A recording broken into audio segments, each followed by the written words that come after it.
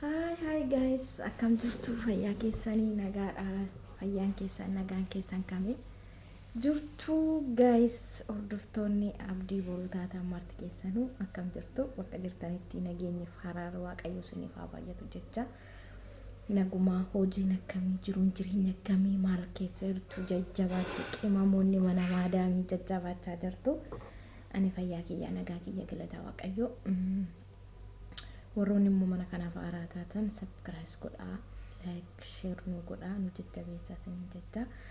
innaa naguma keessanii wajjin kun akkamii qorri kun akkamii immoo bakka hundumaayyuu haalli qilleensaa jijjiirameera innaa qorri akkamii fayyaan keessan nagaan keessan akkamii ani fayyaa kiyyaa galataa waaqayyo isin jecha hordoftoonni maatii kiyyaa maarreetti keessan baay'eesin jaaladha baay'eesin kabajaa amma har'ammoo waan xiqqoo tokko waliin haasofna jedhee dhufe innis maal inni yoo jettan waa'ee dhuma jiruuf jireenya waa'ee dhuma yeroo ammaa kana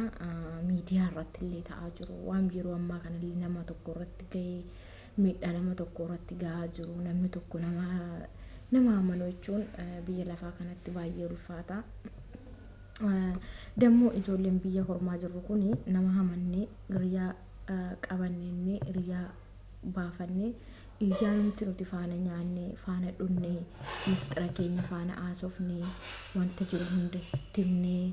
keessa keenya hundumayyuu isaanitti himnee dabarsanii kan nuuf saalxalammee qabu jira. Kanaafuu immoo hundi keessanuu hiriyaan qabachuun waanuma jiru ta'ee namni tokko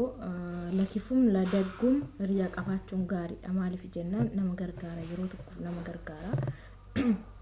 Namni hiriyaa qabu guyyaa gaaf tokko illee yoo haaree mana seenillee haaretti cabsatu jedhama.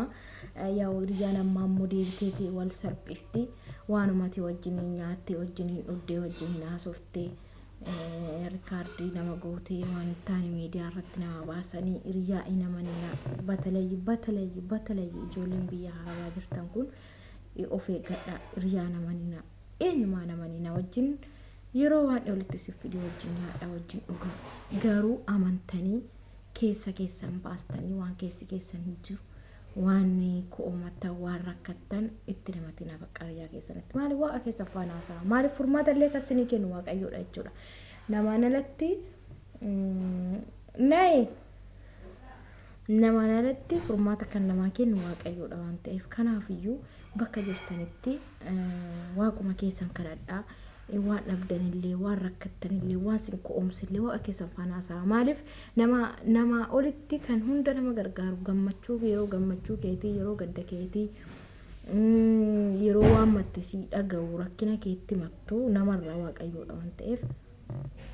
kanaafuu amma dandeessanitti nama hamanuu dhiisaa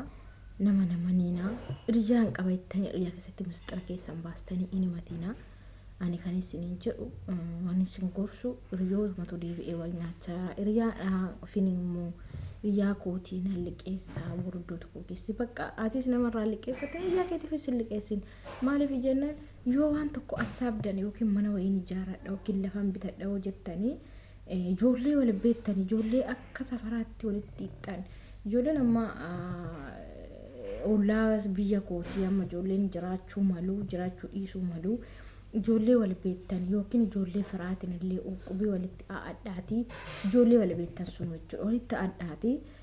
manallee lafallee bitachuu barbaadan akkasitti lafa bitadha manallee ijaarrachuu baattan akkasitti ijaarradha namaan liqeessina birri keessan isin liqeessina kan namaa isin liqeeffatina maaliif jennaan namni baay'ee cubbisaadha namni foonii dadhabaadha namni wanta godhu hin beeku wanta raawwatu hin beeku kana irratti immoo of eeggannoon barbaachisaadha har'a dafqa namaa fudhatanii dafqa namaatiin kan bahee dafqa namaatiin gala dhabee meeqatu jira hoomaan godhu har'aaf itti fakkaata har'aa waanuma isa fayyadutti fakkaata garuu abbaan suni uma wanti inni irraa argatu hin jiru maali jennaan boru gaafatti gaabbutu jira boru gaafatti sassatam dafqa namaa nyaatee boru gaafatti yookiin har'a namni biyya lafaa irratti rakkachuu si wayyaa duutee asaqayya amuura duutee bakka gaarii argachuu dhabuurraa itoo biyya lafaa jirtu itoo humna qabdu ofii keetiin tattaafattee waa ofii gochuutu wayyaa waan namaa hin barbaadina bakka namni waan namaa barbaadu yoomiyyuu hin guddatu namni waan namaa kajeelu namni waan namaa naafu namni hiriyaan koo akkana taate hiriyaan koo kana ofii gootee jedhee inaaffaa keessa galuu omaayyuu isaan darbu boru jechuudha garuu amma argattetti hiriyaan kee waa argate goshisse jedhi gammadiif maaliif laphee mikeerraa gammadiif waaqayyoo kan kana caalu immoo siifis kennuu danda'a waan ta'eef hiriyaan kee tokko waa tokko godhatte ishiin akkana godhatte an akkana godhanne hin jedhina maaliif jennaan wanti namaa omaa namaan godhu jechuudha wanti namaa godhu hin jiru kanaafiyyuu waanuma keessanii waan ofii keessanii hojjettanitti argattan waan ofii keessanii laffaatanitti argattan sinii wayyaa dafqa keessanii bulaa wanti namaa siniin godhu waan namaa fudhatee namnimti galmisaa tolumtu hin jiru dhumarratti in argata hojii isaa jechuudha kanaafiyyuu bulaa waan koo biyya ormaa jirtan hiriyaan qabattanii hiriyaa keessan amantanii qarshii keessanitti laatina ብር ኬሰንት ከኒና ምስጥራ ኬሰንት ንመትና በቃ በተለይ ምስጥራችሁን እንዳትናገሩ በቃ ለማንም ሰው ማለት ነው ለምን በኋላ እናንተ ራሳችሁ ነው የምትጎዳው እና እንደዛ ከሆነ የራሳችሁን ስራችሁን ስሩ ጠንከሩ ይልቻል ይሄ ላቻዋለው እና ነምኒ ኬኛ ኪፉዳ ነምኒ ኬኛ ወንተ ባይ ጎዳ namni keenya wanta baay'ee raawwata wanta baay'ee namarra yaada namni gaarii si yaadu harka dhibba keessaa yookiin harka 5 namni gaarii si yaadu harka dhibba keessaa yookiin harka 5 ta'uu danda'a waan ta'eef kanaafuu ofittis nama gatina birri keessanis namatti kennina nama namanina rijaan qabattanii riyaa keessanittis rakkoo keessan mistira keessan umayyuu nimatina danda'a waaqayyo hunda furmaata nama laatutti madda waaqayyo faana haasaa amma dandeessanitti malee hiriyaan qabazettanii hiriyaa keessanitti mattanii of wanni je'ina sin ja'a obbolaawwan koo hundi keessaniyyuu jajjabaadhaa hojjedhaa namni hojjetee itti dhufa namni borummoo namni gufuu keessa darbu waan gaariidha gufuu nama qunnamuuni barumsaaf sinii ta'a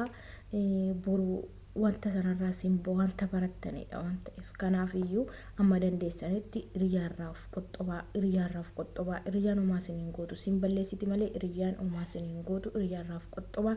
ofuma keessaniin jabaadhaa jiraadhaa hojjedhaa birri keessan qabadhaa ofuma keessanii namananii naasiniin jedha akkasii siniin jedha obbolaawwan koo warroonni mana kanaaf immoo haaraa taatan like subscribe share gochuudhaan jajjabeessaa na bukkee dhaabadhaa hordoftoota koo maraa keessanuu baay'ee sin jaalladhaa baay'ee sin kabajaa guyyaa gaarii siniif haa ta'u